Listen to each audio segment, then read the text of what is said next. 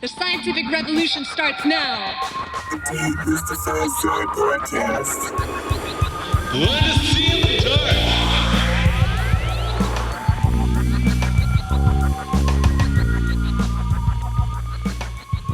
Thank you for inviting me. It is really, really a pleasure to be here and to discuss with you. I like to do this to discuss with people outside my usual academic bubble because I really like interdisciplinary work. So you ask me who I am and what I'm doing. So I think the easiest way to say is just like I want to be an interdisciplinary researcher. I want to have a finger of many pies, but with a common theme. And the common theme is like in one question, how the way we relate to others impact the way we relate to ourselves and our bodies and the other way around. Yeah. And I started this idea that typically people, researchers in the past, they focused on just on individuals because it's easier to study. And I started this idea that the fundamental structure is necessarily involves the relation between the self and other self and the environment. So we need to start basically with the connectivity between. And I know it sounds a bit willy because we don't have the conceptual toolbox yet to actually just circumscribe that like more like formally and rigorously. But we need to work on this. Yeah. I mean, concept changes all the time in science and philosophy through good time. So this is something we need to become conscious of and, start working on the new conceptual toolbox. But I really think, so I want to understand how I relate to myself and to the others and how this basically impacts the relationship between self and other and self-consciousness in general, but not necessarily just self-consciousness in a metacognitive way, but also an embodied way. Yeah. Because I have a very special way of defining self-consciousness, which is not a traditional way, which involves more. So the traditional way people talk about self-consciousness typically when you become aware of yourself as self seen by others in a mirror, for instance, like, I don't know if you're familiar with the famous rouge test, right? So you take a toddler, put the rouge on the forehead or a post-it, and you present them with a mirror. Until a certain age, they will go for the interesting stuff on the screen or on the mirror. They don't realize that that thing is me, myself. Whereas after a certain age, they switch perspective. They understand that what they see is actually the self seen from the outside. So they correctly pick the post-it from the forehead. And hence, that's considered to be like a sign, a hallmark of the self-consciousness, right? So you become aware of yourself as a self seen by others. What age does that appear at? Do you know, by any chance? Sorry? Do you know what age that appears at? I think it depends, but it's around I think 12, 18 months. 12 to 18 months. Really depends, yeah. But yeah, that's it. There are some really beautiful studies, and the study has been done with primates and I think chimps, but also with dolphins and elephants. They seem to have like the same, but there is a discussion there whether this is really meta awareness or meta cognitive awareness of the self as being a self seen by others in these animals. But in humans, that's typically what is the case. Now, I disagree with that. I think we are self-aware way before we can recognize ourselves in the mirror. We have a basic form of self-awareness which is in place way before we have this visual distal perspective of ourselves. And that form of self-awareness is more proximal, embodied, and interactive. So we interact with our bodies way before we see our bodies from the outside. We're already doing this in the womb. So fetuses spend, especially after 22 weeks of the gestation and 22, 28, they spend a significant amount of time touching themselves and their bodies.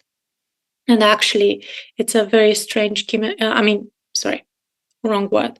It's a very peculiar kinematics, right? So, for instance, if they already poke themselves into the eyes, they realize that hurts. The next time they actually accept, they put the finger towards the eye, it's slower than if they put the finger towards the body. So basically, they integrate the fact that, well, that hurts, don't do that again. So, and that's a very early sign of self-awareness, right? You don't want to hurt yourself. And there's also beautiful studies that were done by Castiello in 2010, I think, where they show on twin studies, they show that actually twins have very different kinematics movement towards the sibling as opposed to the uterus, and also as opposed to the self. So already very early on, we have an awareness of the self as being distinct yet related to the world another. And I want to say that that's a basic form of self-awareness, and you need to have that in place very early on for later on to develop like high-level cognitive abilities such as self-recognition and mirror. And actually, there are studies that show that if you don't get that kind of like relation with the other from very early on, so we literally form ourselves through interacting with others, right? This is how we form our self-awareness. We build our self-awareness through interaction with the world and others. And the more we interact, the more information. So the more we interact with the world and others, the more we gain information about ourselves. Yeah. So it's like two faces of the same coin. So my favorite example is touch, because I love touch. Touch is boundaries between in and out the body. So that gives you like, it's a relational self par excellence. And also is the skin is the largest and the oldest of our sensory organs. It's a sense that we cannot shut off. People tell, I went to this like sensory deprivation tank. I was like, couldn't hear anything, couldn't see anything. I was sensory deprived. And I'm saying, no, you didn't. You haven't been sensory deprived. You are in water. And you are surrounded by water, so you're receiving tactile inputs all the time. Touch is not something that you can switch off. So tactile information is sensory information that we can't really switch off. We process it transparently in the background because it's pervasive. It's with us all the time, right? So I can feel right now, if I really pay attention, my toes or, I don't know, my fingertips, I need to pay attention to it. But most of the time, I'm just like processing without pay attention. I'm very much aware of what is happening on the screen with you guys, because that's how I need to engage with the reality. But doesn't mean that my brain and my self-organizing system, my body, doesn't process self-related touch information. It actually does, because if somebody, let's say I have a snake under my table, I'll completely forget about this podcast. I just like, I'll be, oh my God, this is way more important for me. It's like for my survival than just like that discussion in a visual digital mode over there, right? I just want to say we might actually have a snake in this room right now. Our cat likes to bring them in from the yard, and I saw some little tiny snake pellets, and our cat was acting kind of strange in here. So if we jump out of our chairs, just be aware. Yeah. Well, yeah. So that's a very good point, because it's related to what I like to call proximal experiences. Yeah. And that brings me to actually the second point I want to make, and this is why I'm saying I disagree with this definition of self-awareness as being like distal. Well, self-awareness develops. We don't just like pop out like this, like Athena's from Zeus' head. We develop as individuals, right? Like animals. We are living organisms, like biological living systems. So we have like a timeline, right? So we come to life and then develop and then decay and disappear, like all living systems. So we are not fully fledged, right? Even though when we start to analyze ourselves, we're kind of like adults. So we are very tempted to just like take that lens and look at everything through the lens of adult-centric perspective. But I think that's a big mistake. And I think many of the debates that we have right now in philosophy, cognitive science, and neuroscience come from this, very biased perspective that we have, just like starting with the wrong side of the stick. We should go from a bottom-up unfolding development perspective. This is something that we've come across on the podcast a lot, where there's a sense of consciousness as being something that emerges at the human level, but not before. We've had people say that, I don't think my cat is conscious. I don't think bacteria are conscious. Certainly not cells are conscious. And it's always, I think that this is why I actually reached out to you, because I saw you posting on Twitter. You were at a meeting, I think, in Los Angeles. And you were posting about exactly this, where you were saying, no, cognition and consciousness begins from the most basic building blocks. It's not something that just wakes up and emerges out of nowhere, where there's a moment of ignition. It's something that appears in a rudimentary form, perhaps, but it's there all along. And it sounds like this is what you're pointing to right now, which is that we have to begin not at the end of the stick where we're developed and highly conscious. We have to begin at a place that's much earlier in order to be able to understand where it emerges from. Yeah. So I think the interesting question that we should ask ourselves is not what is consciousness, but how consciousness develops, how emerge, right? So where does it come from, and why is this important? So I want to say a couple of things here, because you are probably aware with the recent debate on the consciousness field right now. So I want to stay away from that debate as neutral. I'm neutral towards that. So I don't want to. I don't want to get involved. I don't think we know the debate. Can you just say the two sides of the debate? Yeah. So the debate is about this open letter from a couple of people working on consciousness studies. Oh yeah, I saw that. It's the integrated information theory of consciousness is like dangerous pseudoscience. I saw that. There's like a Nature paper about that. Yeah, it's just like it's a big it's kerfuffle. The field is a bit like let's put it. I want to put it in politically correct way. Hectic, yeah. It's a bit hectic at the moment. So I want to just like stay away from it, because I actually was planning. If I gave a talk on this in Taiwan. My talk was like, why consciousness is not a thing.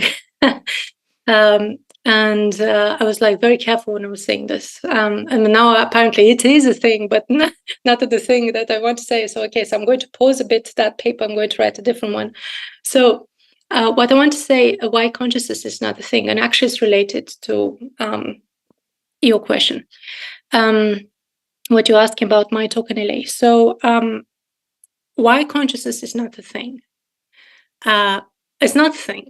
And I want to say that people that talk about consciousness as a word, as a noun, they might be tempted. I think that's misleading, because they must be might be tempted to actually, take like an object like this mouse, right? Here's a mouse. Here's a thing, right? So I can measure. I can find where it is. I can locate it. Is it neural? Is it frontal? Is it parietal? Is it occipital? Is it somewhere in the brain? Is this, I don't know, it's somewhere in the universe? Is that a quantum level?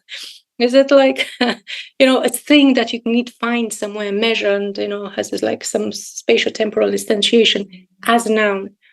I think that's wrong. I think that's misleading. I don't think consciousness is a thing, it's an object. I think consciousness should always be accompanied with something else, like conscious experiences, conscious processing, conscious information, conscious state, whatever. Put something, there. And then you build your ontology in function of like the relation with, well, is it conscious or not, like a property of that kind of like processing. And my choice of word is experience, right? So I want to work with the word experience. Many people work with information, with processing, with states, with, I don't know.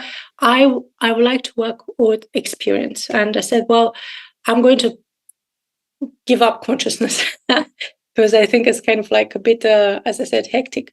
So I'm going to go back to experiences. And I want to say that actually there are two notions of experiences. And it's related to what you just said before.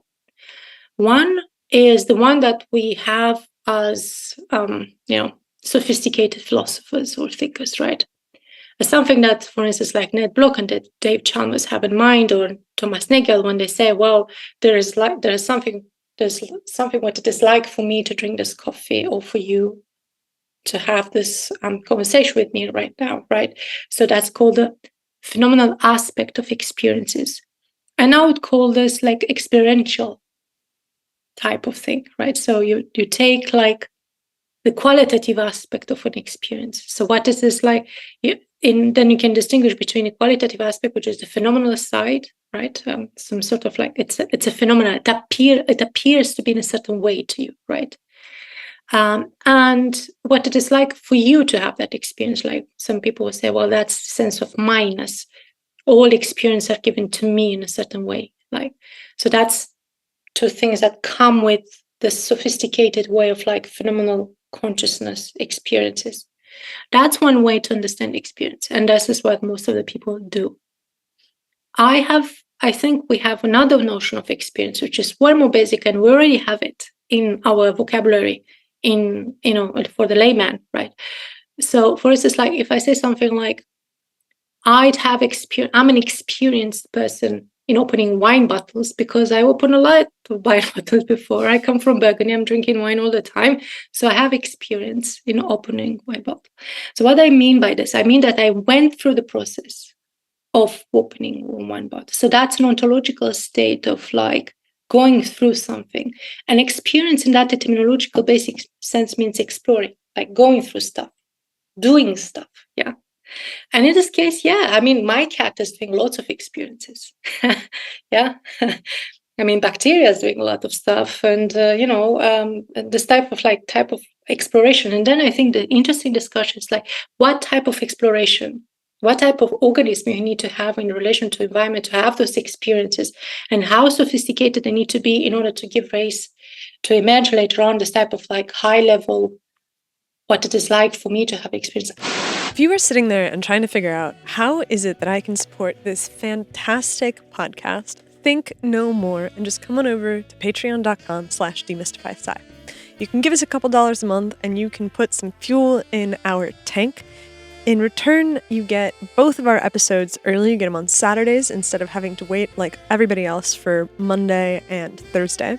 You also get to join our fantastic patron chat, which is the absolute highlight of both of our weeks. Though I don't want to speak for Shiloh, but for me, it feels like getting in touch with the people who are listening and who have the most active and engaging questions about the world. And I am so grateful every single week for the experience. And so if you join our Patreon, you get to participate in that. In addition, if you give us a yearly donation when you sign up, you get a discount code for our upcoming conference. If you sign up for our Patreon at the highest tier, for a year you get 50% off. At our second highest tier, you get 25% off. And at our lowest tier, you get 10% off. Which leads me very, very neatly and directly into the biggest announcement that we have right now, which is that tickets for DemysticCon 2024 are for sale. We have changed the date so it is April 7th and 8th of 2024, which means that we are going to get together for 2 days of talks and 1 day of eclipse watching. So head on over to patreon.com/demystifysci or check out the link in the description to purchase tickets directly. I do believe that my cat, there is something what it is like for her to just like jump at me, instead of like snoring. Is she aware of the fact that this is a property of her experience? I don't know. I don't know if she has this like metacognition, but clearly she explored the environment. She has experience. She knows where she's basically exploring everything. And I want to say, I think that we give a certain amount of privilege to that very human tendency to step outside of the experience and then to label and to categorize and to put ontologies onto something that happens. And I think that that's where a lot of the definitions of consciousness come from, which is that in order for something to be conscious, they must have the ability to step outside of themselves and to see themselves as an actor in a play. And I'm like, that seems like a level above consciousness. That seems like I think you're calling it like metacognition? Yeah. So that's metacognition. That's something different. And actually, you can't have that type of like metacognitive ability if very basic things are not in place, like sensory things. And this is what I'm saying. It's just like going back to the touch experience and the relation to the self and the relation between the bodies. Well, there are some sad stories about orphanage, studies on orphanage that show that, well, if you take a toddler, you give them, the food, and you don't, you're not aggressive on anything, but you just give them the basics like biological, physical stuff like food and a shelter, but you don't engage with them in a proximal way, like cuddling or given affection, right, on the human level, the skin to skin interaction that you have right very early on. Then they develop like autistic traits and high level cognitive abilities impairments, right?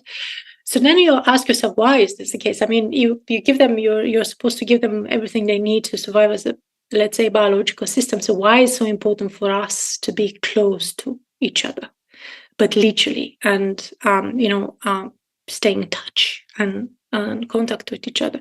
I think that's something related to survival. Yeah, as I said, we are biological systems, and for instance, right now, if I drop dead because I have like a heart attack, hopefully not, but you are there. I mean, you're not next to me. It can't really help me, right? So there's this idea that the brain needs, for survival, needs to know that there's someone around that can intervene and provide help. So that's for better and for worse, because, well, that person can help you or can harm you. So but the closest is necessary. So for survival reasons, we literally need each other in person, right? You cannot survive if you don't have food from your caregiver, and you cannot self-regulate yourself, your bodily needs and your homeostasis. So you really depend, and the brain knows, right, that I can't do this by myself. I need somebody else to do it for me. And that's related with some other work that I did, and that's a bit more like radical and a bit controversial.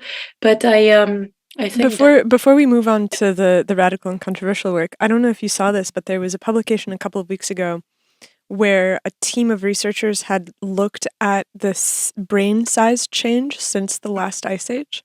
And right around the time that humans organized into agricultural societies, it appeared that the brain had shrunk. And not by a little bit. They came up with that about the volume of a lime had disappeared from the brain. And it seems like this is related to what you're saying, which is that when you enter into a society where you are girdled from all sides by a system that is there to take care of you, there's a part of your consciousness that you offload onto the larger structures, and you're able to then not internally process that. It's in relations to one another, and if that's the case, it seems to have physical consequences. Yes, because we are literally open systems, for better and for worse, right? We are related to each other. So there is some work that I did on, because I'm interested in selfhood and embodiment and self-awareness. I'm interested in how become self-aware. So how exactly and I realized that one basic overlooked aspect is that we already start exploring, in the sense of like experience, in the sense of like exploring, right? As I said, something very basic, something like a cat does, right? Exploring our environment very early on, already in the womb. So this means that our first experiences are fundamentally shared. So we are not starting our life alone. And we are there with somebody else from the very beginning. So we have this drive to connect because we are already connected, and without that connection working properly, we kind of like cannot survive. And that's something that's basically really hardwired into our biological makeup. So and I would like to stress this because I think it's important. So when people talk about pregnancy or the in womb situation, they almost like automatically and tacitly associate this with a certain category of person that have the ability to carry babies in their bodies. But I'm interested from the perspective of developing human. from the perspective of developing human, we all have been within another person's body, all of us. So this means that's universal, right? So the situation of co-embodiment or co-homeostasis, so how exactly our self-regulation of our internal body states are regulated literally through another person's bodies, it's not something like it's not a case study. It's something universal that concerns all of us. This is how we evolve, and I think this has major impact on how we should build that conceptual toolbox to better understand the relationship right between. So for instance, like our perception of space, time, our perception of rhythms, right? It's like our sensory experiences, like you perceive the heartbeats of that person, your caregiver, all the time, even when you sleep. Your heart doesn't stop when you are asleep. So you're not conscious of your heartbeat, you're not conscious of your breathing, you're not conscious of your sleeping. But if you stop, then you're going to die. So this means that must be a continuity between the pre-reflective, very basic sensory processing and the sophisticated conscious experience that we have later on. And I think we should start with the basic, like the invisible basis of the iceberg, in order to get to the tip, like highly sophisticated one. And not the other way around, because I think then we have a misleading picture.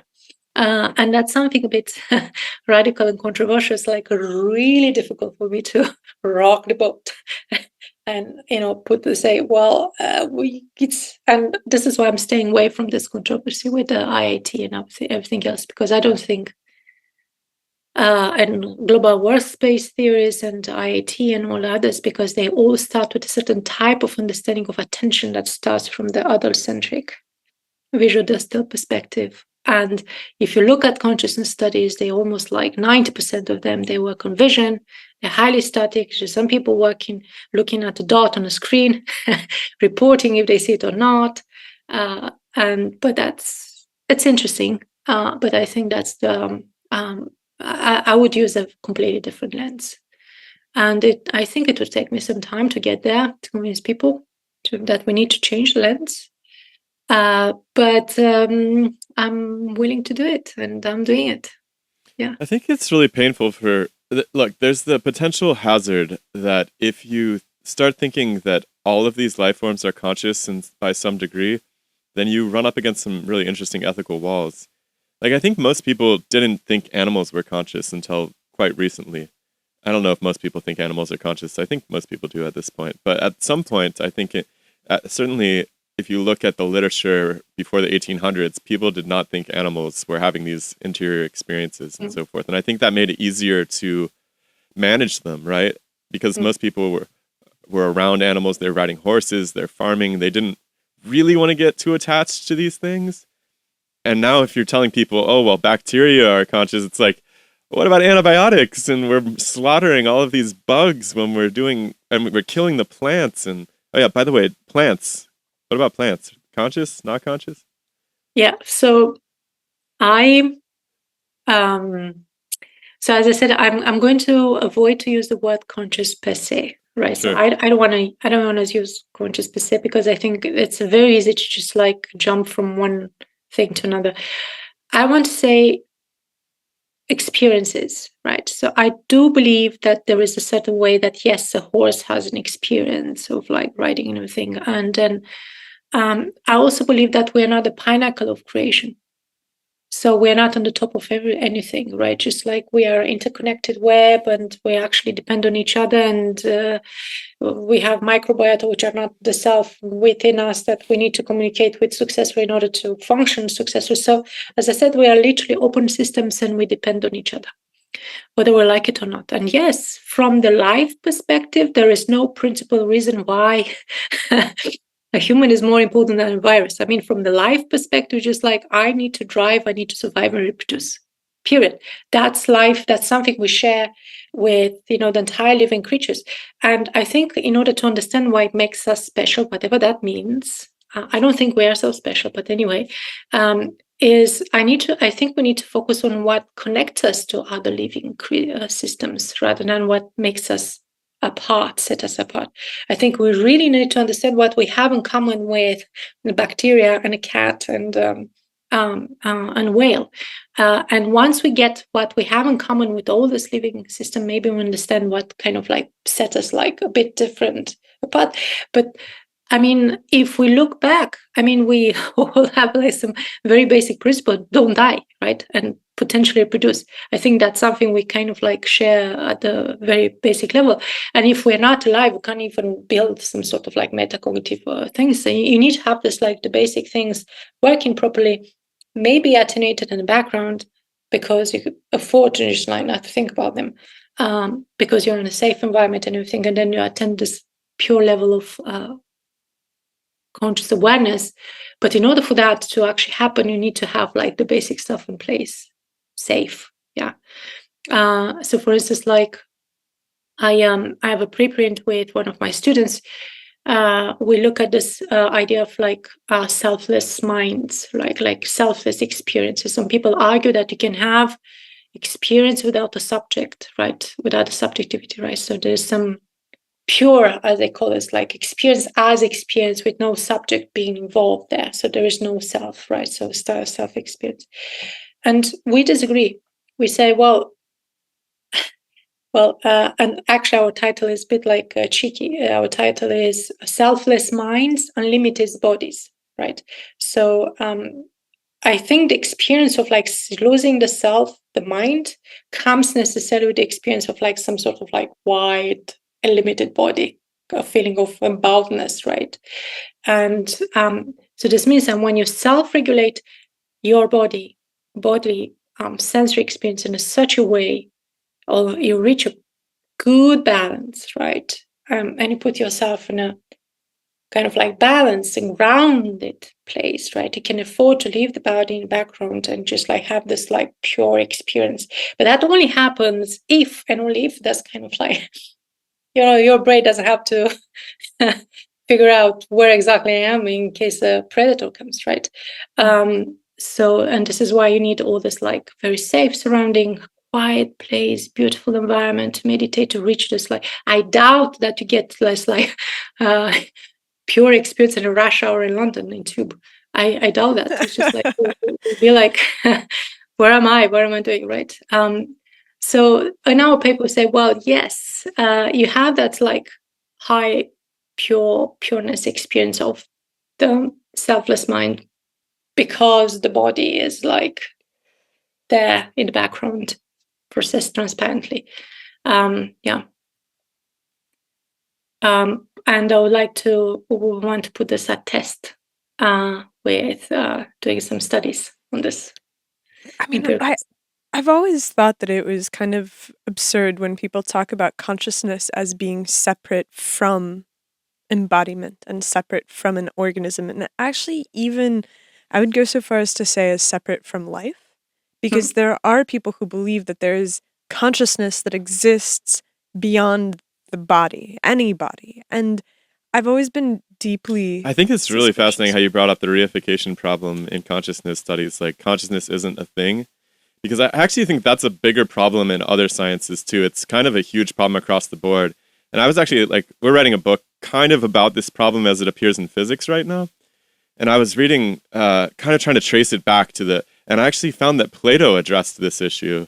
And people might already be aware of that, but he understood that all nouns were essentially either representing material bodies. Of course, you can have an imaginary body too, but all nouns are essentially bodies, or what he called forms, which are essentially ideas, which are relational by definition. They relate how multiple bodies interact, or they can be abstracted from that and relate new ideas to those other to those primary bodies. But it's fascinating how even in biology, like life gets reified a lot.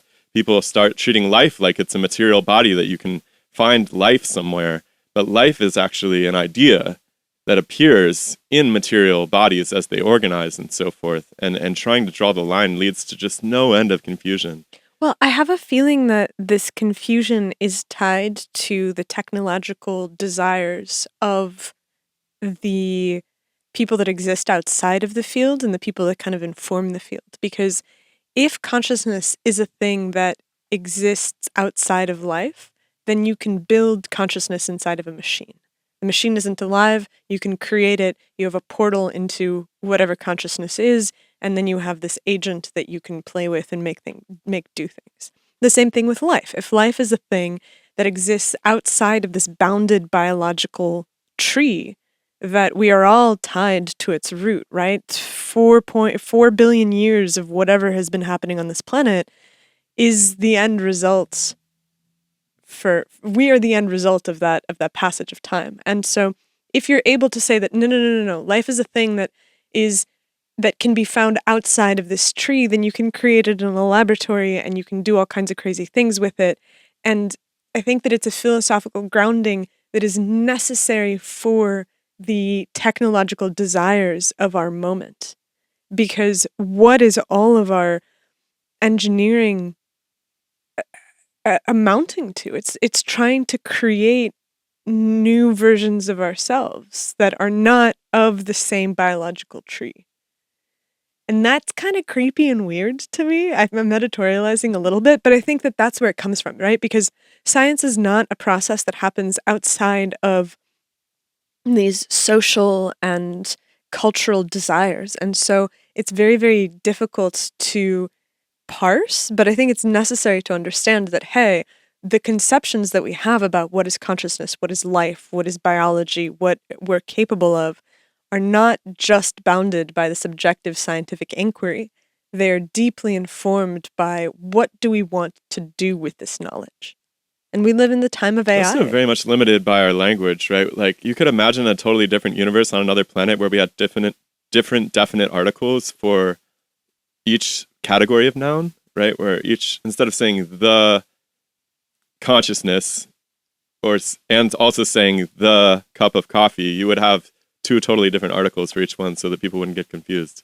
Because it's such a mess, honestly. The Sumerians apparently had only articles for living or dead. They didn't have female or male. Oh, that's really interesting, yeah. And so there's definitely cultures in the past that have had different ones for that. But because this is something that when I was reading about the Sumerians like that, I was thinking that we don't really have a difficulty of identifying living versus non-living. Right? Like, have you ever encountered this in the history books where we've categorized something as non-living and we've discovered that it is living in the end of the day? No, on the top of my head, no. But as I said, it's like there is a very good survival biological reason for our brains. I mean, we need to remember this, like, just like we are the product of something that took a long time to evolve, right? It's like, can't change like this. And I was joking with my friends in France after the COVID, we had like the mask and everything, and people say, "Oh, you see, this will change everything." It's like, nah, not going to change. We're going back, being like all squeezed in a tube and without mask and everything. It's just like, no, it's just like we really need this. Like, this will not go away. But yes, I think you're right. The technological approach that you mentioned is.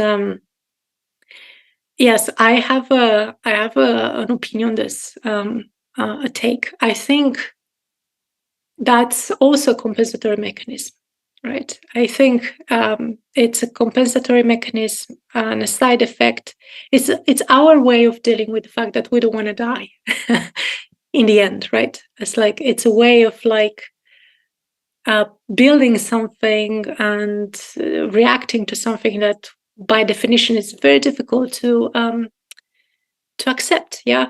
And none of this will happen if there is some lingering promise of eternity somewhere, right? Like in this virtual world and with this type of artificial mind and new lives. I mean, it's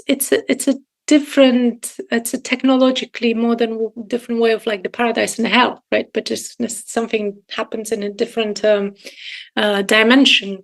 But I think the drive is the same. I don't want to die. Yeah, I don't want to disappear. So something of me, myself, needs to stay there, and maybe that's my conscious self or something. And I totally understand this. I think that's all too human. That's something that we develop. And then, but going back to something that Shella was saying about language, there's something very important there.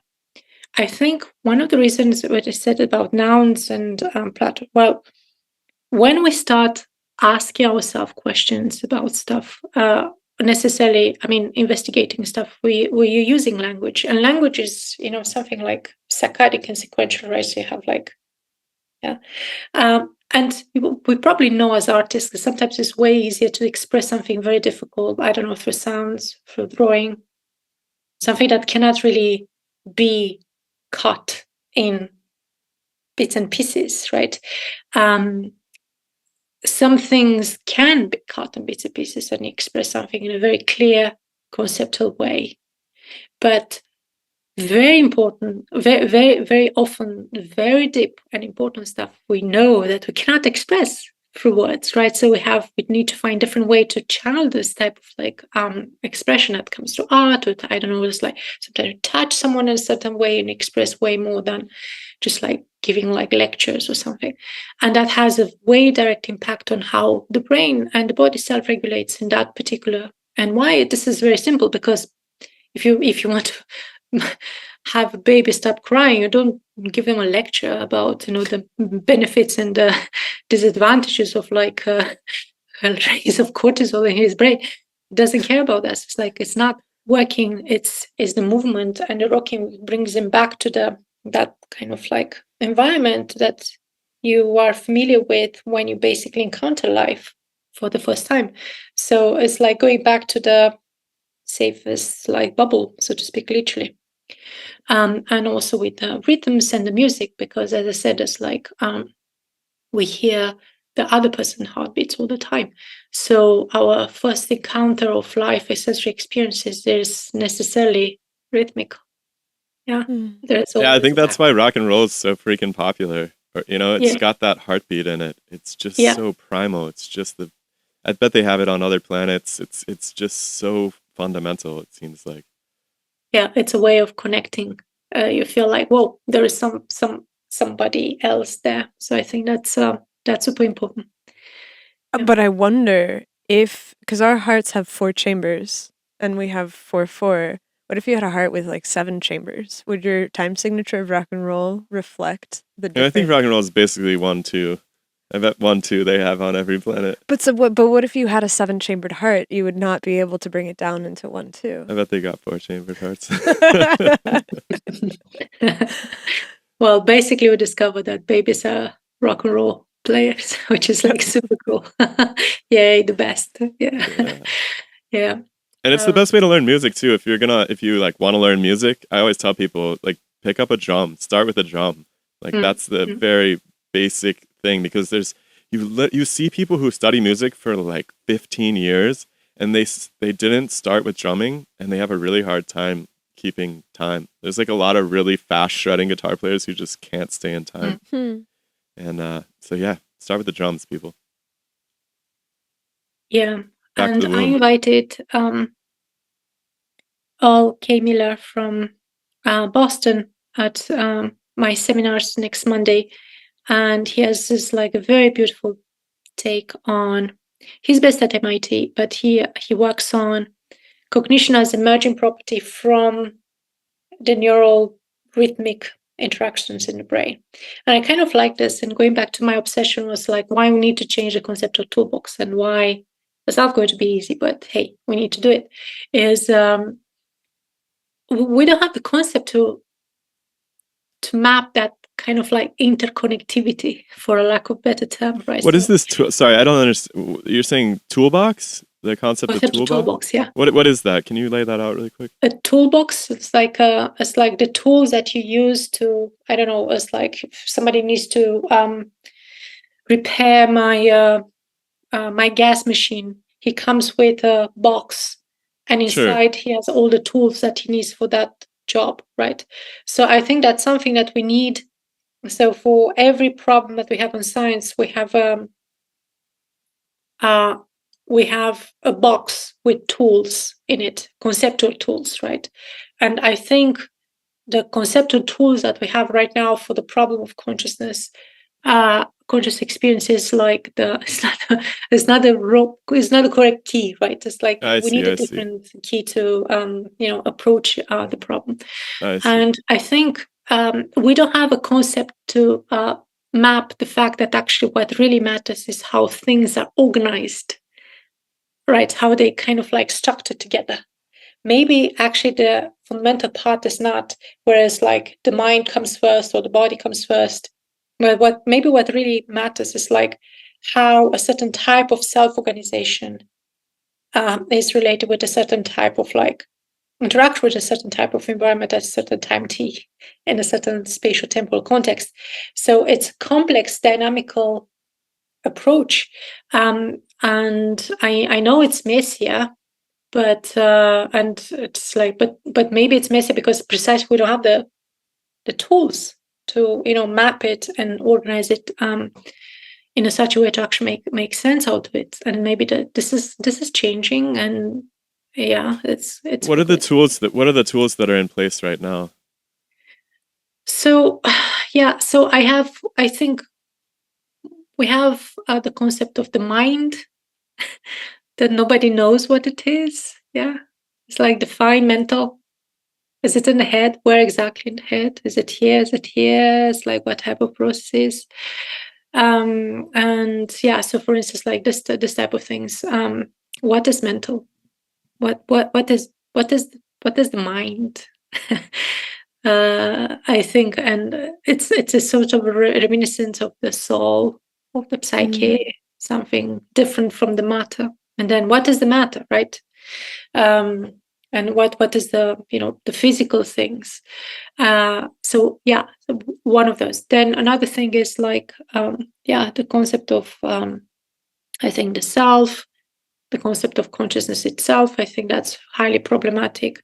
I think we need concepts that capture something which is interesting, more dynamic, and expresses some sort of like already like bridges. There is an English word that I really like, but the French hate it because we can't translate it. Is aboutness, right? So it's about something. So it's like an openness. It's like going. It's related to something like aboutness, like intentionality, like an aboutness, right? And it's so difficult to explain, to translate this into French. We don't have that concept, and I'm pretty sure that other languages don't have, and I'm pretty sure they have. And here's another thing I would like to do. It's just like we're using English. I mean, don't get me wrong. I like English. It's simple. It's like to the point and everything. But that's not how humans think, right? I mean, humans is like you are using. If it's true that the way we go back to Plato, right? The way you map reality into words changes the way you basically think and relate to reality, then, well, different language should have a different way to map reality. And we're doing everything in science in English. And I'm like, sometimes it's just like, maybe, who knows? Maybe there are some, I don't know, culture somewhere that they have a different way to express exactly what I want to say in this type of like connectivity. But we don't know because, well, we don't have access to that language and they don't have visibility. And this is why in one of many of the projects I'm doing and the studies I'm doing, I always have like cross-cultural studies. So I'm doing the studies in several cultures. I want to know is just like how different languages impact exactly the same design, but different way of like speaking and thinking. Maybe, yeah. I think What cultures are you what different languages are you looking at? So for now, I have UK, Portugal, Germany, France, Japan, planning to Hong Kong as well, and I'm flying to Buenos Aires in November, trying to get some Argentinians on board as well. And what are you finding? Well, I can't tell you right away because it's ongoing, but I promise you we're going to be the first one to know. It's like I guess maybe the better question is what do you think that you will find? So if there is something like fundamental, which is related to how human bodies and human selves relate to the environment, because the environment is, all of us, we have two hands and two legs, and so the kind of like the morphology of our bodies is the same. And that if I find something that is the same in all cultures, despite the kind of like interacting with the environment, then maybe there's something I tap has more likely the chance to be like universal or fundamental. Yeah. Then if I find traits that actually vary according to the language or the cultural background, that maybe that's something that is more like constructed, and then we can work on that. Because then that's kind of a narrative violation, I feel like, to be searching for something that is universally human these days. Because there's a tendency to look at humans to say that there is nothing that is universal, and there's no universal human culture, there's no universal human experience. But I think that it's kind of a caustic mindset, because I think that is the basis of communion, is to say that, look, there is something that binds us all together. And yes, there are shells that you can put on top of it, but to ignore like you say, the relational experiences that shape us foundationally, the heartbeat, the touch, the womb, the experience of skin-to-skin contact, that these must all be giving us some basis that is universal. And I haven't heard anyone talking about it, and so that's very interesting. It's also interesting that that appears in so many other disciplines. Like, it's becoming really clear that we've ignored the relational aspect in terms of defining things like life itself, right? I mean, life doesn't, like, my being, I can't actually exist without trees, right? They make the oxygen that I breathe. And, we're looking at physics a lot lately, and it's the same kind of thing where people are trying to talk about how does light work, how does gravity work, but they're just looking at individual atoms and trying to imagine how the atoms do it, but they're in a system of other atoms. And it just seems like it's a dead end to try to look at something in such isolation, which seems to have been the trend for the last 100, 200 years. And I kind of wonder how we got there, how we got so myopic about systems and started focusing on their components at the exclusion of everything else. I think I know. I think that it has to do with math. Like, I think that in order to be able to define something to the utmost degree, we turn to mathematics. But mathematics of systems are incredibly complex. And so in order for us to systematize any effect, whether it's gravity or consciousness or anything else, we, by necessity of the limitations of our mathematics, have to shrink it down to the individual, because once you start to involve, okay, so the individual, and there's the first shell of people that it interacts with, then there's the second shell, and then each one of those individuals has their own shells, and they're all feeding down into each other, and that's feeding back into the original person that you're looking at.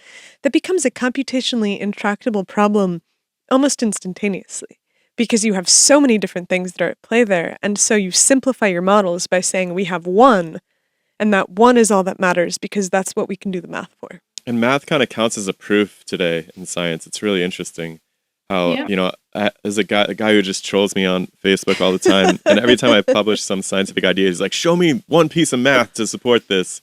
And it's just fascinating, because math is just quantitative logic, and it depends entirely upon the assumptions that go into it, such as whether it's connected to a system or not, or so forth.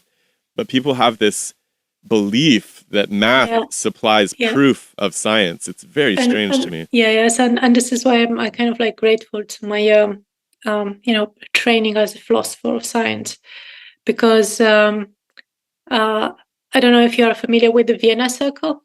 Vienna Circle was kind of like the starting point of what we call analytic philosophy, which is very much into the maths and logic. This is what I'm saying, And there was a debate in the Vienna Circle, beginning of the 20th century, between on what are the foundation of knowledge, right? So what are the basis of knowledge? So what is the bedrock of knowledge, right? So and there was a debate between Moritz Schlick and Otto Neurath.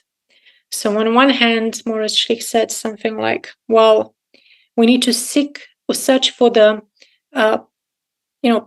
something that doesn't move, something that stays there no matter what, right? And said the thing that doesn't is like the bedrock of our knowledge is logic and mathematics, because in all possible worlds 2 + 2 = 4, right? So that's something which is like never go away. So that's, we need to go into the backbone of reality, get to the mathematical logical structure, because that's something that stays there. That's more actually. On the other hand, you had autoneurists. They disagreed. They said, well, actually, we'll never be able to find the bedrock, simply because our situation in the world is that of a sailor which is thrown in open sea with no possibility whatsoever to reach for something like doesn't move. Because whenever we are here, we're just like, it's already happening, it's moving. So there's no way to find something that actually doesn't move, like in a solid rock way. So we are learning all the way down. He said it's not mechanical view. If something goes wrong, we can't park the car like in a garage and try to find out what's going on and move on. It's like if you park in a garage and stop, you'll die. So you need to, and you can't just like stop and start again, right? So it's a way to I like this metaphor of like a sailor on an open sea, right? And we are literally thrown into the open sea with no possibility whatsoever to get to the bedrock. It seems like that's like an endless source of pain for people too, is that everybody really wants something to hold on to, but it's kind of like the old cliche, like even the best laid plans fail, right? That you have whatever you think is going to happen, even when you achieve something, there's always more problems waiting for you. There's always some unknowns, and it just seems like people have this vision. I know I've certainly thought this myself, that once you solve this set of problems, then you're going to get to relax for a minute. But there's always more problems because everything's always moving and it's always relational, and things, there's second, third order effects of every single action that you take. And it just seems like this, I think this is the reason people turn towards meditation and these other practices that allow you to kind of disconnect from all of that activity and actually try to feel like you're holding on to something, even if it's just your breath or your heartbeat, something that actually is a rock. Yeah. So I'm more with autoneurists. So I put my money, my bet on his take. I don't think we're going to be, because we have this, and going back to this IIT consciousness theory is just like one of the things that have been arguments is about, we have the axioms of the theories and everything comes from the axiom, and people say, well, but what if like the axiom is wrong? Who put them there? Maybe he's wrong, right? And then you have your entire field built on something.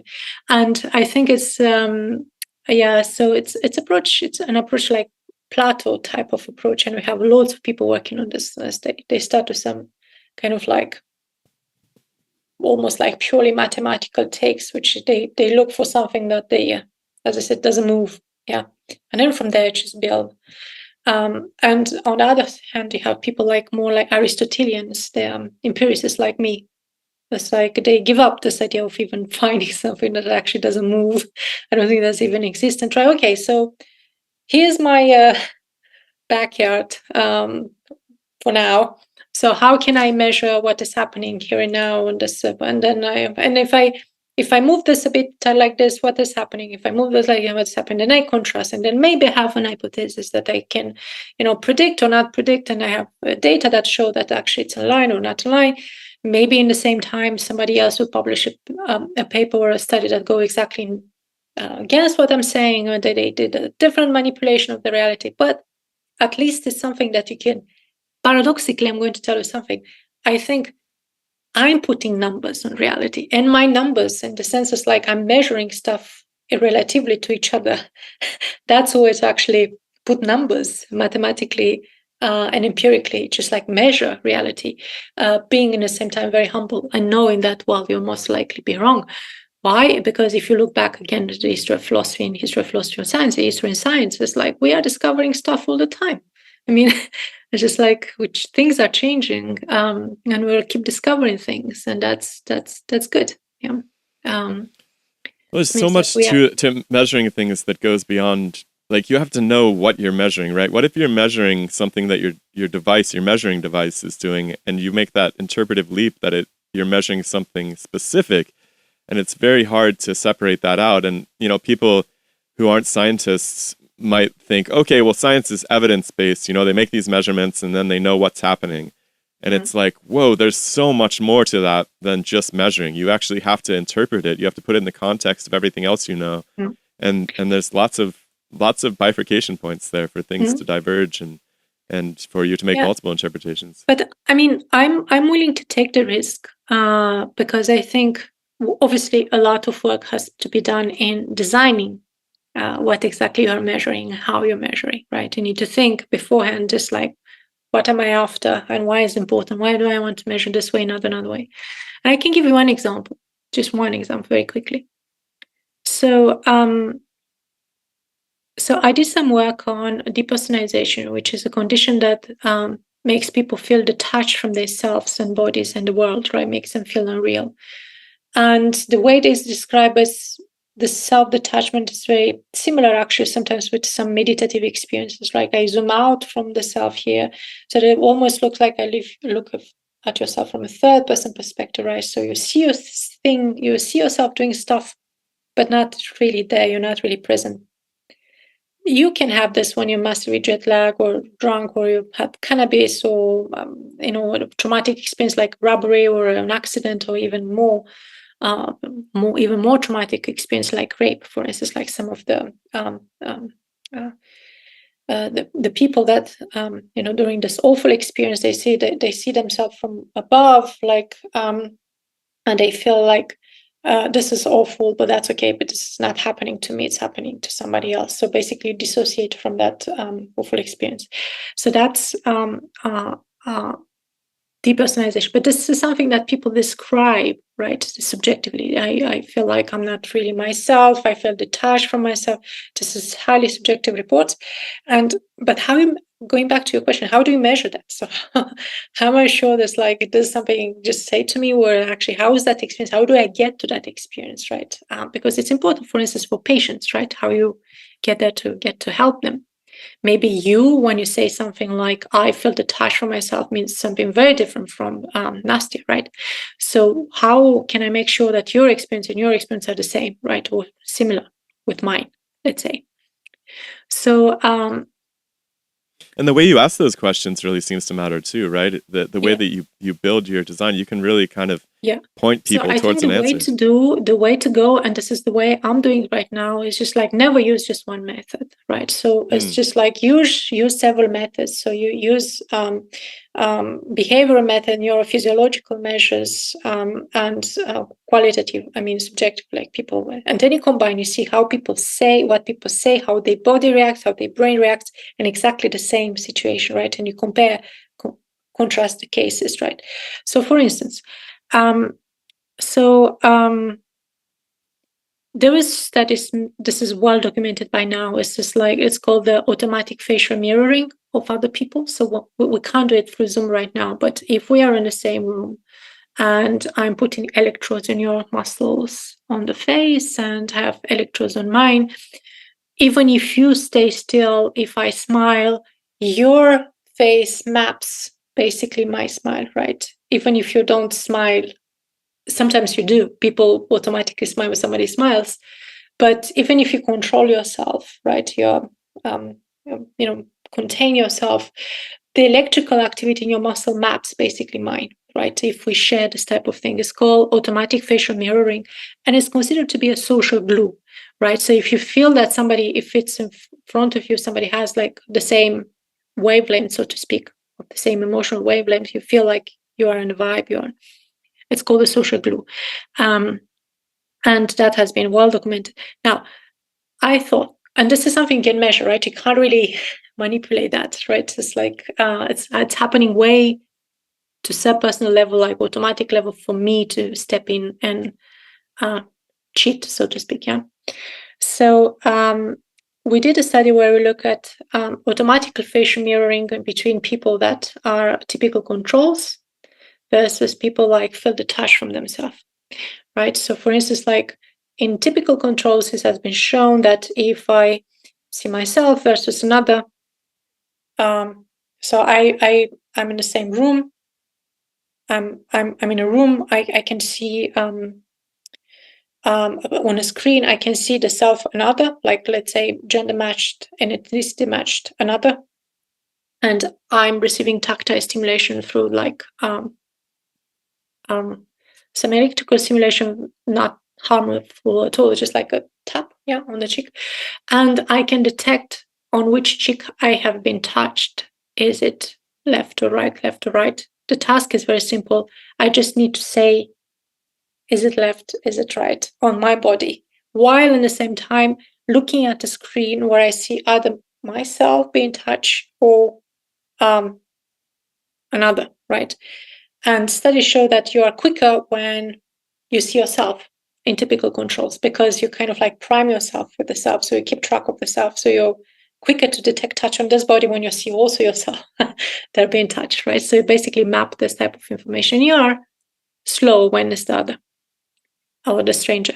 Now, here's the thing. So if you feel a stranger to yourself, and I'm doing exactly the same study with you, then I'm not going to see any difference between the self and other. Because why? Because you don't have the priming effect. There is nothing special about seeing the self, because for you, the self is a stranger. I'm a stranger to myself, so some other person, right? Not me. Yeah. So I'm not going to see any difference in the activity or the reaction times between self and other when I receive touch on my body and I see either myself or a stranger on the screen. And that's something that was shown, right? So, and then obviously you take some battery of other measures, but the principle is there. So you need careful design, and you need to be, put some bets there, right? And to find what exactly, and obviously our interpretation is just like, well, these people, they are not quicker to respond when they receive touch on their own body when they see themselves on the screen, just because, well, the self that they see on the screen, they don't perceive it as being a self. They perceive it as being another. So there is no difference there. Hence, when they say that I feel like a stranger to myself subjectively, now I have a measure. I have a number. I say, well, yes, look, they react differently than the typical controls. And that's something that I can measure. Yeah. And what So does that let you do downstream? Huh? So once you've mapped this and you've measured this, like what does it let you do downstream of seeing the effect?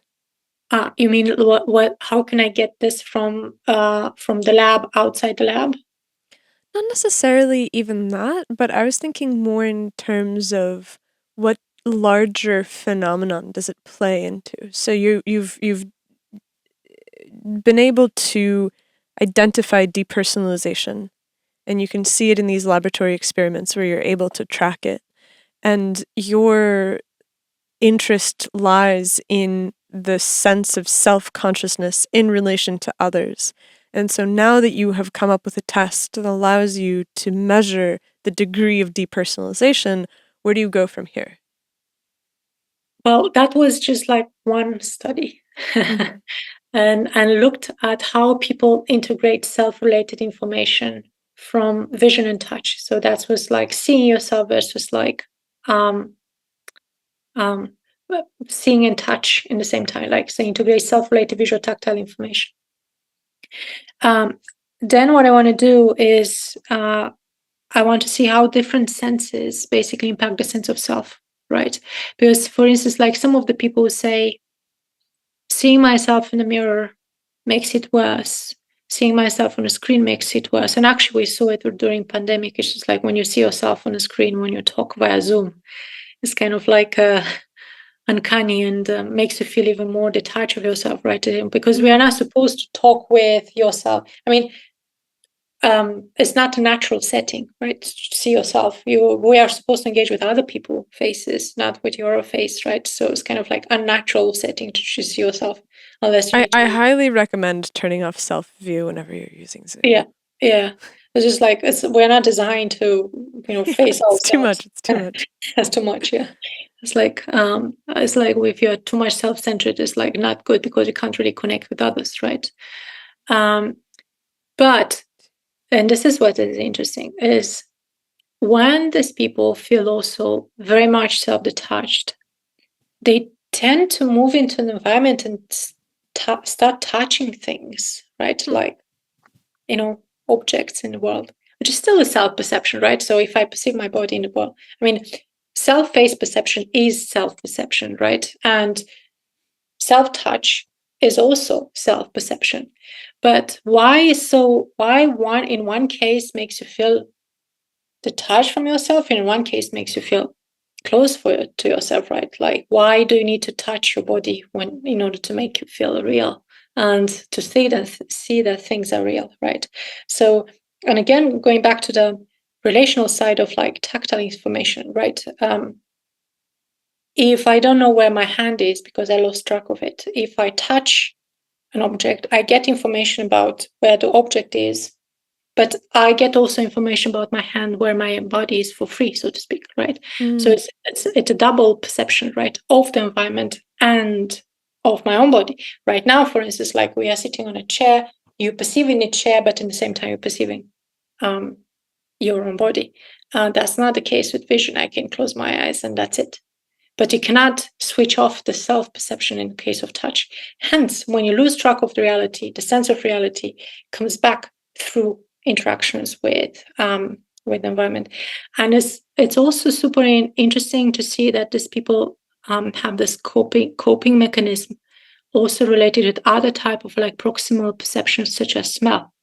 Some of them, they carry a bottle of perfume with them, and whenever they feel like they really get into this like detachment mode, they give themselves like very powerful shots with like strong perfume, and this like olfactory perception makes them get them back into the body, right? Get into and I wonder if being that's in the part of body, why yes. smoking is so addictive too. Sorry? Smoking, smoking is like a self-soothing kind of thing. Smoking cigarettes. I wonder if that's also related to just regrounding yourself in your environment and your body. It is deeply sensory, right? You have the Smell. paper, you have the tobacco, you have the fire, you have the process, you have the smell. And we were talking about this the other day about how it's not really a satisfying action. Right? It's you do it and it's momentarily grounding, and then 10 minutes later the urge strikes again. And so it's this constant base that you're constantly touching, because it never grounds you fully, because the substance inherently is fleeting. And so I like that vision of the world. Yeah, I guess I'm just like curious in general about the application. Like, obviously you're doing very basic research here, right? You're trying to understand how these processes work. Do you spend much time thinking about the instrumentalization of that knowledge and what it can do for our society? Yes, actually, I'm thinking a lot about this. Nice. And this is why in all my studies, I basically, before I'm designing anything, I spent like a lot of time engaging with people who lived experience of depersonalization. So I spend time with them and discuss just like what it is like for you to live on daily basis with this. And and actually, I'm doing right now 2 projects where I'm basically trying to put to have some data, some proof, empirical proof of some of the insights that I gather from their real experiences. Try to see whether I can get this more rigorously. So I want to test this idea that self-related sensory feedback may be useful to ground yourself in the body. But by self-related sensory feedback, not necessarily static and visual, but multisensory and dynamic. So we are doing a study, basically, it's called the magic shoes. It's a kind of magic where we ask people to walk, because, we are not designed to see our faces. Self-perception, self-face perception is not very natural, but we are designed to walk, and a lot. And if you don't walk, you don't survive.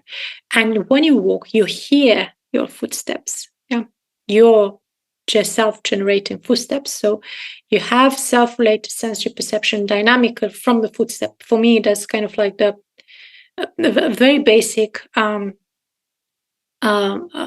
self-perception dynamic in the same time, right? Because heartbeats, it's also dynamic, but when you walk, it's even, you engage with the environment in a way that you don't engage internally from the heartbeats. So this is a study that we are doing right now. 2 studies actually almost collected data. finished. So we're going to have results very, very soon. We're very excited about this. So as I said, yes. And then we plan to take this and to see whether we can design intervention, right? For instance, like for people, self-related related sensory feedback intervention for people, because that would be so simple, to find a way to basically help people to put them back into their bodies in a way that is less cognitive, less static, and less individualistic, right? Something that we can do in relation with others. And that's something that we plan to do also in several museums, like engagement with artworks, right? We want to do like movement synchronization with self and other.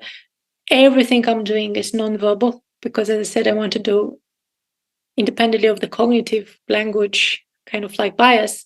It's already something like very basic, like sensory and body synchronization movement in relation to something that people can do together, and see whether that can change the way they relate to themselves and the body. And this rounds back to the question that you asked me at the beginning. And I said, well, I'm interested in how the way we relate to ourselves impact the way we relate to others and the other way around, because I think we are relating to each other all the time.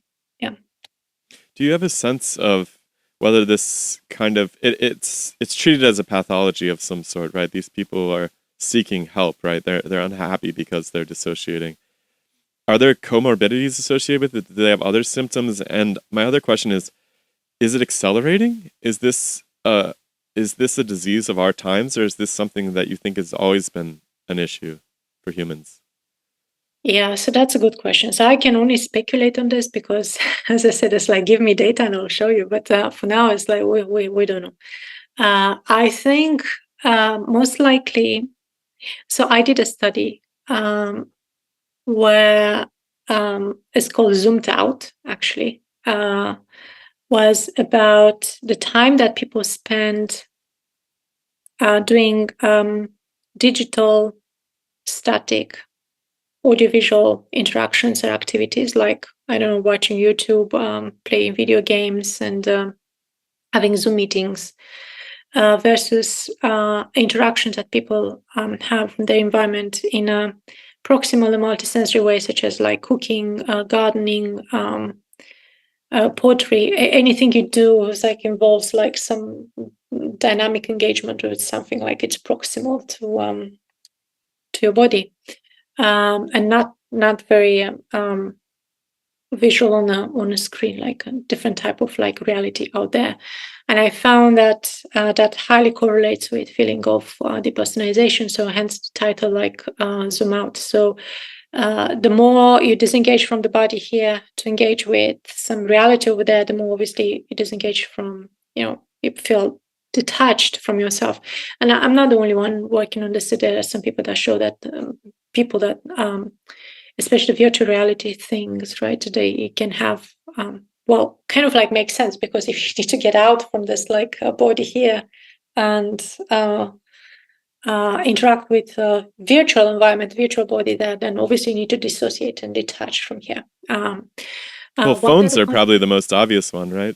Everybody's got phones, right? They're probably the most obvious change that I've seen in my lifetime, where people used to go to the grocery store and stand in line, and people are like looking at the magazines, or they're chatting with each other, and it's almost ubiquitous that people are looking at their phones now when they're waiting in line or out, before a lecture or something. Everybody's just staring at their phone. It's almost a survival necessity at this point to be able to manipulate, to be able to move out of yourself into that domain and be able to work in that world. I think that's something that in terms of that depersonalization with the phones that people haven't started looking at yet, is the way that even babies are drawn to it, even animals are drawn to it. There's something about the device, and there's something about the format of it. There's something about the way that things move in it. How it commands attention. Yeah, like my niece at 1, her parents are very careful about showing her the phone, but if there is a phone in the room that is on, even if it's off, she wants the phone. She doesn't care about anything else. And so you have to hide it so that she doesn't see it. And I've seen videos of zoo animals hanging out with people that are visiting the zoo where they're showing them stuff on the phone and the animals are plastered to the glass looking at the screen. And so there's something, I think that the depersonalization is maybe accelerating because of if spending time on screens causes depersonalization, we're all spending way more time on screens. So it does seem like it's accelerating, but there's this other part of it that seems like it wants to accelerate, because why does a baby want a screen? Why does a chimp want a screen? Yes, so that's an excellent question, and actually, I'm happy you're asking this because going back to the technology. So one of the projects I'm doing right now is how interacting with artificial bodies impact our body, and how interacting with artificial selves impacts our self, right? And I'm doing the study with humanoid robots, virtual reality, and chatbots, right? So how interacting with this type of like agents versus humans in exactly the same task impacts the way you relate to yourself, right? Because many studies, many works has been done already how we humans attribute human-like mental types, psychological types, states to artificial agents. Yeah, like robots, do I feel like they have intentionality? But I'm not interested in that. I think it's way more interesting to understand how interacting with this type of agents actually, what does it does to us? And going back to your niece, I have an example that actually comes from one of my students. He said, "You see, if you take a tennis ball, yeah, take a tennis ball, right? You can smash a tennis ball with a racket, and it's a tennis ball, right? But if you put a smile on it, right? It's like put two eyes and one mouth, right? It's like, and you start smashing a tennis ball with a smile on it, your vitals will go crazy, even though you know it's a tennis ball, but your body will react as if it's like you're smashing something living. We have control very little of how body reacts. Most of the stuff is just like we are designed to react to just like some stuff in the environment. And people who control and design the phones, they know exactly which type of mechanism they want to tap into to make sure that you're unconsciously and automatically hooked to that, right? Like the same way as like when I tap my tennis ball, it's like even if I know, and I don't want to care about the tennis ball, but I will care because my body knows and reacts in a certain way that I cannot really control. And that's that for my survival, because I'm supposed to not smash something cute that smiles, right? And that's the problem with extending consciousness to all of these other organisms, right? It becomes very ethically perplexing how you navigate a world where you have to eat things. Yeah. Well, I'm saying this, I'm also hooked to my phone, and I couldn't live with my phone. I'm going everywhere with my phone. Just like it's like I depend on my phone, right? But Everybody does. Yeah. It becomes an extended body. It becomes an extended mind, right? So I need it in literally, and it's like I move from one room to another. I have it in my hand.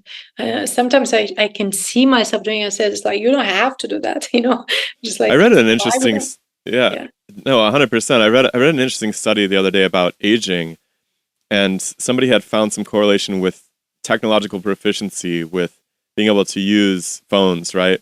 And as you age, it's a good predictor of how long you're going to live, essentially, and how well you're going to live, like in terms of your mental acuity, if you're able to keep up with technology, basically. So there's something like tied into that with our survival deeply. Well, I also think that there might be something about depersonalization that is really vital to us too. Like the fact that babies and animals go for the phones, the fact that it's so fundamental, the fact that all of us accepted the phones immediately, right? I held out for a long time. You did, but you had a smartphone 10 years ago already, right? You might have held out for like 5 years or something, but I see you on that thing all the time. But there are some people that have held out, and I think that some people, and there's more things that are coming out where it's, phones that have core functionalities, but not the ones that pull you into it so you can figure out ways to avoid this. But I think that there is something that seems to drive us towards depersonalization. People love YouTube, people love video games, people love being able to step outside of themselves. To some degree, I wonder if books aren't similar. Oh, yeah. No, I think there are studies that show that it's not really the same mechanism in reading books and and the phone. Obviously, there are lots of other confounds. But what I want to say is, obviously, this is speculation. Is like I think it all also depends on generation, right? So I have very young friends. They kind of like they don't want phones. They don't want smartphones. They don't want to be reached out at any point. They have this like, one of them they asked me is like, do you still have this like the thing? It's like I can pay you.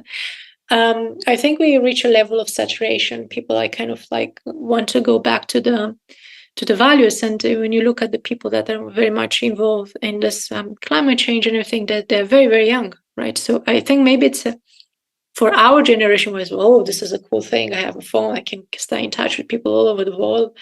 And now we've been there, done that. Here are the consequences. People say, do I want to do that? Maybe not.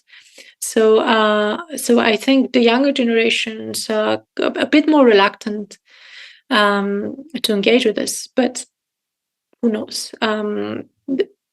Depends really on so many factors, right? But I agree with you, Shella. So it's important to adapt. And we're going to adapt to almost like everything. If you have to live in like virtual environments for an entire life, you probably do. Provided our homostatic bodily needs would be satisfied. Well, if I see a screen, a glass of wine on a screen looks like real, but I need to put something in my body to actually, drink, survive. It's not enough just like have the impression that that's a real. Because I've tried to drink, doesn't work. I'm going to die of thirst in like a couple of days. So that hence the importance of like keeping like the proximal interaction with the environment in place, because I really need to go into the environment to get stuff into my body. I think that this will be really interesting in context of the metaverse, because I have a very dystopian vision of the future, which has to do with the culmination of the depersonalization that comes from living inside of the computer screen, the ubiquitousness of super high fidelity video games that envelop you completely, connected to something like the neural link. Like I can imagine a future where people basically allow themselves to be farmed for computational or biological resources, and in return they get to live in the metaverse. Because the metaverse was like the Facebook metaverse was such a fail. It was too early. Interesting. Like it was too early. People didn't really. They thought. No, go ahead. I was just going to say it was launched like it was going to be this big thing and everybody was going to be joining and buying up real estate, and it just didn't happen. It was stupid. Like they had little clunky little avatars. They immediately had problems with sexual harassment, and so they didn't give anybody hands because people's avatars were grabbing other avatars, and so they just had to severely limit the form factor. And I think that it was so childish and silly looking that you couldn't get into it. I'm talking about a metaverse that is indistinguishable almost from reality, but has all of the magical physics of a video game. Well, I'm a bit more optimistic, and why I'm optimistic, I think life is bigger than us. Right, it's like we have no idea how really life works, and it's like all this like very sophisticated system, they still need some form of energy to function on.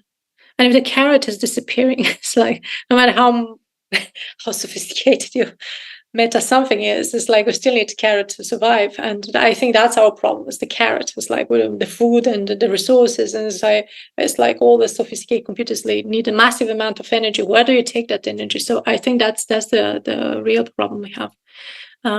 Because So I think that's a debate that people should have about how you trade, the resources that we need to implement this like alternative world, and what is the impact it actually does to our real world. Because actually you cannot have one without the other, right? You can have a real world without the virtual one, but not the other way around, right? So I think we should be careful what we prioritize in terms of like how we manage resources. Yeah, absolutely. Well, that's what animals do all day long, is gather resources, and I think that's probably what humans did for the overwhelming majority of our evolutionary history. We spend all day just looking for food to survive, essentially. And nowadays, people don't really have that experience. I think we still do. It's just decentralized.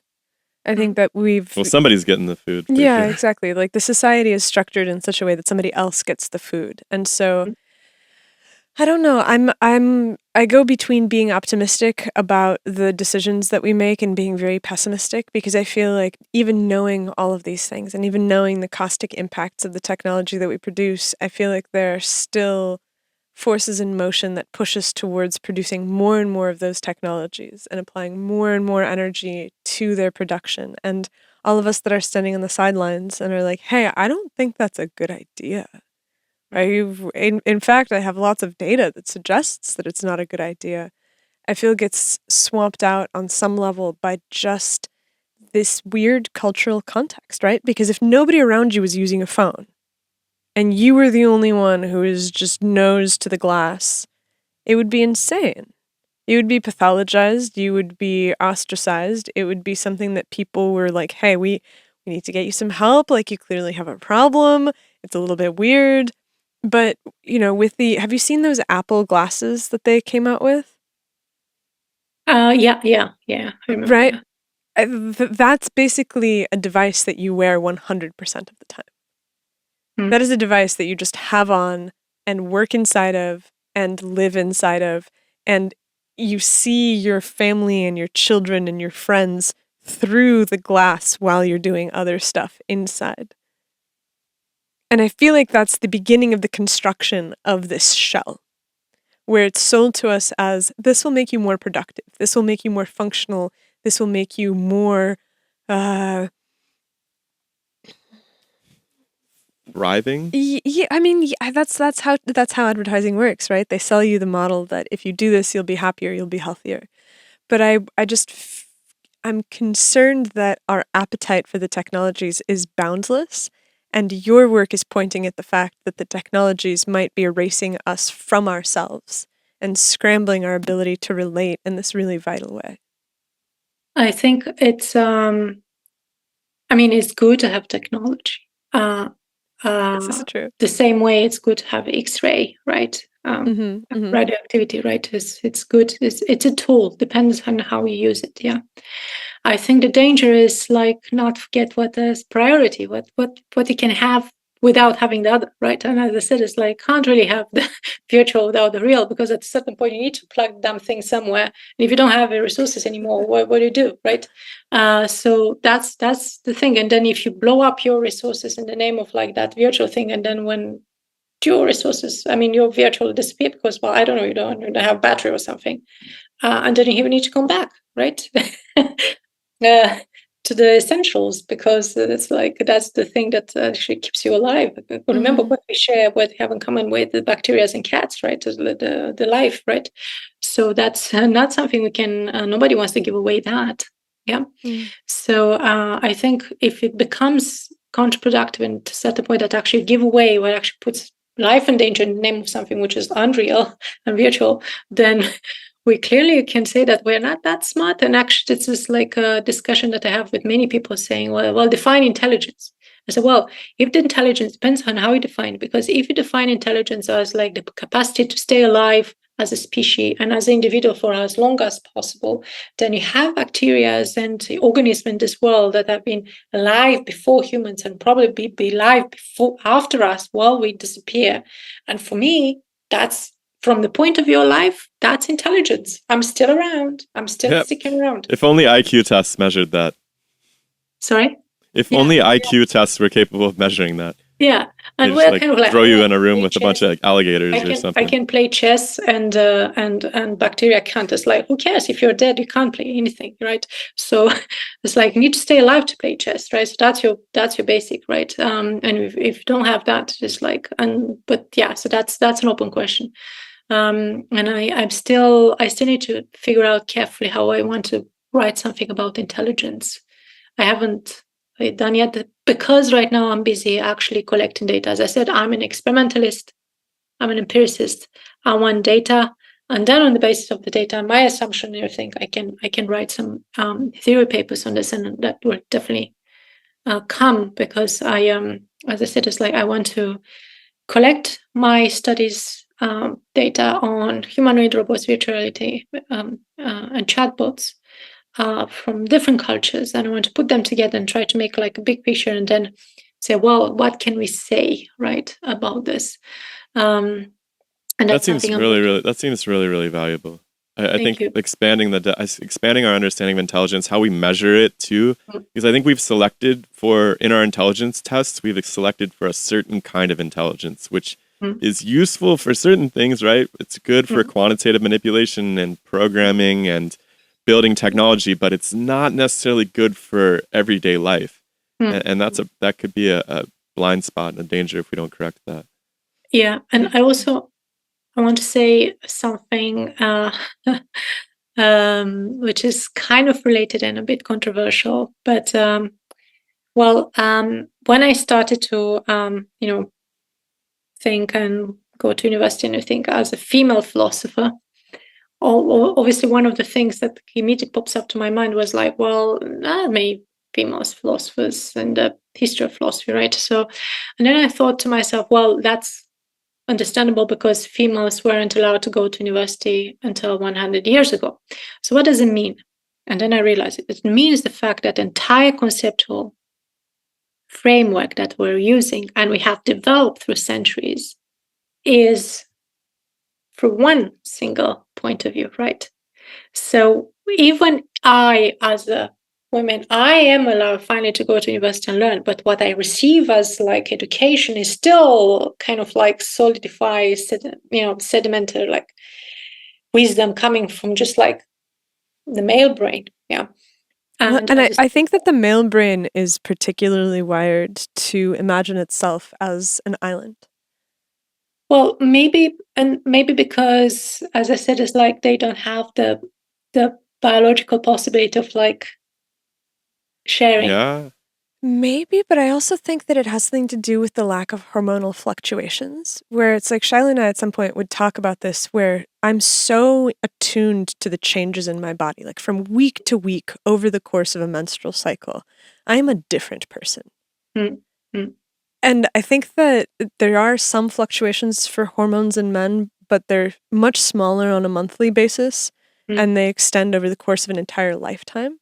And so I think it's easier for men to zoom out of their bodies and to exist just as this mind that mm, doesn't need any kind of relation, that is not bounded by the physical changes of the body. And I mm, think that it's interesting as women come into this space and start to talk about, well, hold on a second. That doesn't seem to work in context of the experience that I'm having. It mm. uncovers a greater depth of the human experience, because I think that when you start to point that out and you start to say, well, it's like, well, hold on a second. You might be a brain in a vat, but, Newton still has his servants that are bringing him food and taking care of his basic needs. And so he's able to live as Mm. this brain thinking of physics, but there is this entire relational network that is in place in order to allow him to do so. Yeah, And there was like it's vital. there was like very nice interaction on Twitter about somebody quoted something on Tolstoy, the wisdom, Leon Tolstoy wisdom, and somebody replied with a snap with a screenshot of his wife's diary. And then you see that basically the poor thing, she had to do everything for him, and she had to disappear into his needs. So he was basically offloading his like, as you said, it's like basic needs into this like while he was like going up into the pure sphere.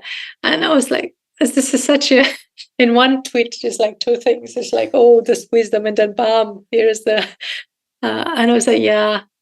But you see, we're getting there. It's a slow movement and raising awareness, but we need to be aware that this is not mainstream, and there is still work to do on road to be done. Yeah, on this. And over the course of your scientific career, and if you look into the future, do you have a sense of what it is that you want to be remembered for? Like, what are the contributions that you wish to be able to make? Um. Well, that's a huge question. Yeah. So if I can advance a bit on the path of bringing new tools, new concepts, right, and shift that perspective in a such a way that we allow human thinking to include also other type of thinking rather than just like the standard one that we have up to now, then I'll consider myself happy. So I think we need to dissolve this like very narrow way of like understanding reality, which it was inherited. I mean, it's just like thousands of years of like, and this is like delicate and vulnerable. I mean, 100 years is nothing on the scale of human revolution, right? So it's just like it's like the half of humanity can finally say something and learn about stuff. But other than that, it's just like, can you imagine? And just like it's half of the humanity.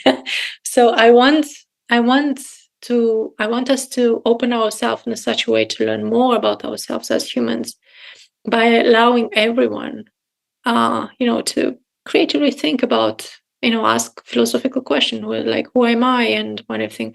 And actually, I can share this with you. So I'm writing a book right now. And do you know in French, René Descartes, if you're not, so it's the French philosopher René Descartes famously, investigated the mind-body problem, how the mind relates to the body. So in French, if you're not the need, René becomes a female French name, right? René. Yeah. So I'm writing this book, fictional book, where I am through the lens of René Descartes. Imagine this world where women also were allowed to go to university, also were allowed to do philosophy. And you have this female philosopher, René Descartes, pregnant. That ask, what is the mind-body problem? So what does the mind-body problem looks like from the perspective of a pregnant René Descartes, female René Descartes, right? So how cool. it's like, yeah. So that's the book I'm writing right now. Yeah. So all my friends and tell me, it's like, oh, I want to know the book, because I'm taking all the classic philosophical problem and I dissolve them through the lens of a pregnant philosopher, female philosopher. Just like, and then and it's also funny because obviously I'm putting myself in not myself, but I'm putting the character in a situation that make the entire thing very funny. Because I want to, as I said, it's like I want to get out from the armchair and make people think, not necessarily from the academic background, but non-academic one. So yeah, there is absolutely no reason why to think why philosophy shouldn't be carried by the other half of the humanity. I love that. Yeah, we need to. It's really healthy to put context on everything that's happening, and I feel like in the deep past there was this sense. Every civilization had this sense of cosmology. The orientation of the individual to its society and the cosmos, the greater existence, and as we've moved away from religion in the West, and there's kind of a void there, and I do think that philosophy can help with that. So yeah, stuff. I'll look forward to that book too, by the way. Yeah. Well, yeah. Thanks for giving us your time and your ideas. It's been fascinating. Lots to think about. All right. Before you take off, can you tell people where they can find you? Do you do social media or anything like that? Yes, I have Twitter account. I also have a website, but now it's under construction.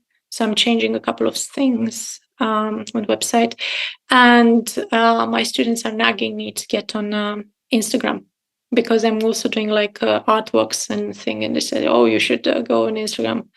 But speaking of screens, right? It's like I feel like I'm already too connected. It's just like, I don't want to see screens anymore. And I put my automatic out of email when I went on leave. I said I'm out of the office with no access to it, no type of screens except from sunscreen. Yeah. So I was like, I have a month a year where I don't want to see screens. It's for my health. It's just that's a great idea. So, but when you have Instagram, Facebook, Twitter, emails, website. It's like you're tempted to check all the time, and then I don't have time to leave anymore. We just like all the time engaging with some image of myself that other people have. Hence, I'm engaging with the self-awareness of like the visual distal one, the mirror one, that I preach against it. So I should just like go back here. Yeah. Yeah, I totally understand that. Okay, well, we'll send people to your Twitter, and then we'll talk to you again soon. I wanna read the book when you're done with it. Yes, me too. I want to read it. Yeah, Okay. my We'll agent see. is pushing me. She's like, "Oh, you have to read it." It's like we have blocked 1 week in October when she's American actually. She said it's like, sit here and write. I said, Absolutely. Well, good Okay. luck. All right. Have a good Thank you. night. Bye bye. Bye, everybody. Bye, Anna.